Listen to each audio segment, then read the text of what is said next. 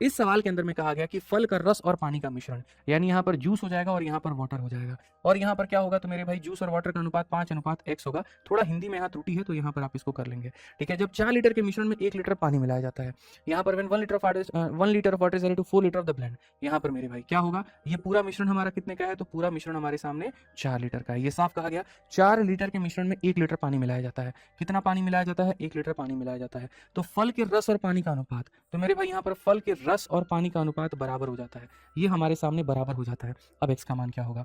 जब भी आप किसी एक तरह के सवाल में फंसते हैं, मैं तुरंत उसका दूसरा टाइप भी आप लोगों के लिए रेडी कर देता हूँ।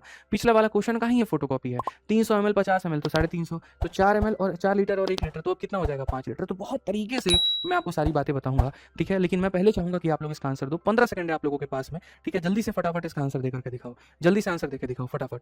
आज ये चलिए मेरे भाई यहाँ पर, तो अगर हम बात करते हैं तो हम यहाँ पर क्या करेंगे, तो हम यहाँ पर मालिक ये बात बोलेंगे, सर बहुत तरीके से ये बात बोलेंगे। 4 लीटर में 1 लीटर हमने जोड़ा है, तो हमारे सामने बच्चों कितना आ जाएगा, 5 लीटर आ जाएगा। 5 लीटर को आधे और आधे में बांटना है, बराबर में बांटना है। तो बराबर में बांटना है तो यहाँ पर ये कितना आ जाएगा, तो 2.5 लीटर आ जाएगा, और यहाँ पर ये कितना आ जाएगा, तो 2.5 लीटर। बराबर में 2 लोगों में बांटिए, 5 को मेरे भाई 2 लोगों में बांटिए, तो 2.5 लीटर मिलेगा।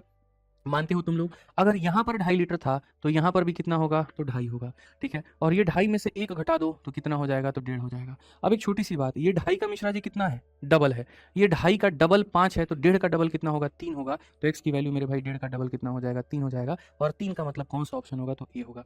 तो जितने लोग ए दे रहे हैं मुबारक हो, तुम्हारा उत्तर सही है। लेकिन जो यहाँ डी बता रहे हैं तो भैया समझ लो तुम्हारी लंका लग चुकी है, ठीक है। तुम्हारी लंका जो है वो लग चुकी है। माउस देना बाबू, यहाँ से हम कमेंट रोक लेंगे, ठीक है। चलिए बहुत बढ़िया बहुत बढ़िया बहुत बढ़िया, ठीक है।